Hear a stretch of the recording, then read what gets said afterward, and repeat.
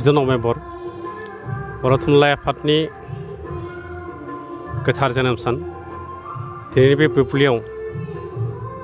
आङो सालबार जिल्ला बर' थुनलाइ आफादनि जानानै गासै बर' रायजो राजा थुनलाइ सिबियारि हारिमु सिबियारि बिथांमोननिसिम आंनि गोसोनि हामलायथिखौ बड'लेण्ड बुब्लिनि गेजेरजों बावहरबाय। जाय समाव बर' हारिया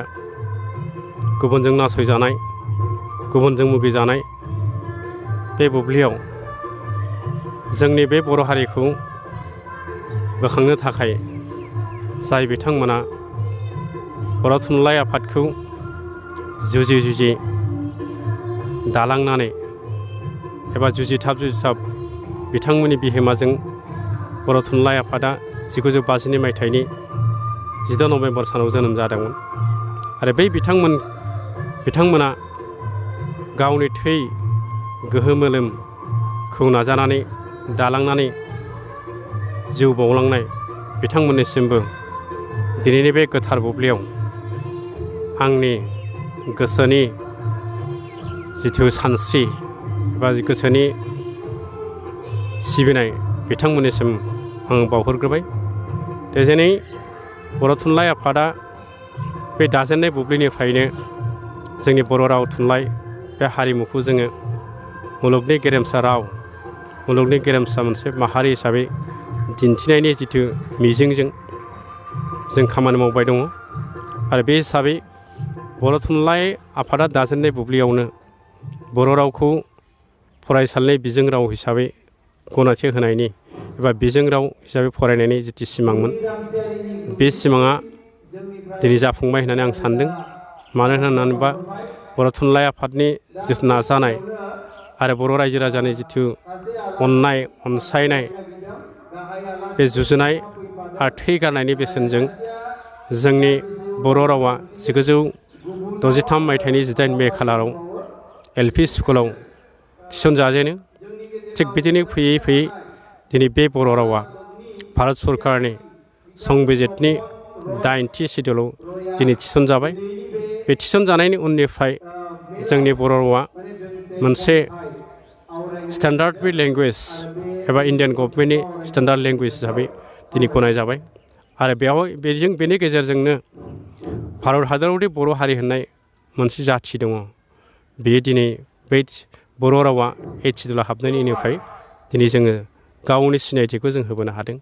आरो बेबायदिहायनो जोङो बर' थुनलाइ आफादा दिनै गोजौनिफ्राय गोजौ माखासे मिजिंखौ लानानै जों खामानि मावबाय दं। आरो बे मिजिङा दिनै जोबाखै। आरो बेखायनो बे हिसाबै जोंनि जिथु बर' थुनलाइ आफादनि बे नाजानायावनो 2005 मायथाइयाव साहित्य एकाडेमि होननाय मोनसे आफाद जाय आफादा भारत हादरनि मोनसे सुप्रिम मोनसे लिटारेरि अर्गानाइजेसन बेजों गनायजानाय उननिफ्राय बै 8 सिडुलाव हाबनायनि उननिफ्राय जोंनि बर' रावनि लिरगिरिफ्रा बोसोरफ्रामबो मोनब्रै बान्थाखौ मोननो हाबाय थादों। आरो बेयो जोंनि बर' थुनलाइनि एबा बर' रावनि एबा बर' हारिनि थाखाय मोनसे गेदेर मोनसे एचिभमेन्ट। थिग बेबायदिनो बर' रावा 8 सिडुलाव हाबनायनि उननिफ्रायनो UPSC APSC इन्डियान गभर्नमेन्टनि जिथु हाइ लेभेलनि जिथु एग्जामफोर दं बे एग्जामावबो जोङो साबजेक्ट लेंगुवेज हिसाबै जोङो थिसननो हानायाव जोंनि बर' फरायसा बेहाय बाहागो लानायाव जथेस्थ'खिनि जोङो मा मोनदों साक्सेस जादों होननानै जों सानो। जायनि थाखाय जोङो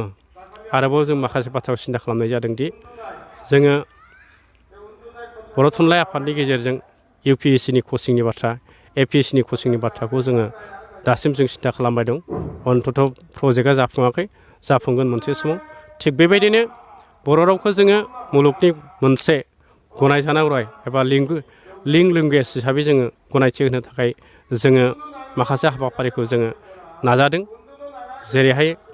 वेस्ट बेंगलाव माखासे बर'फोर दङ बे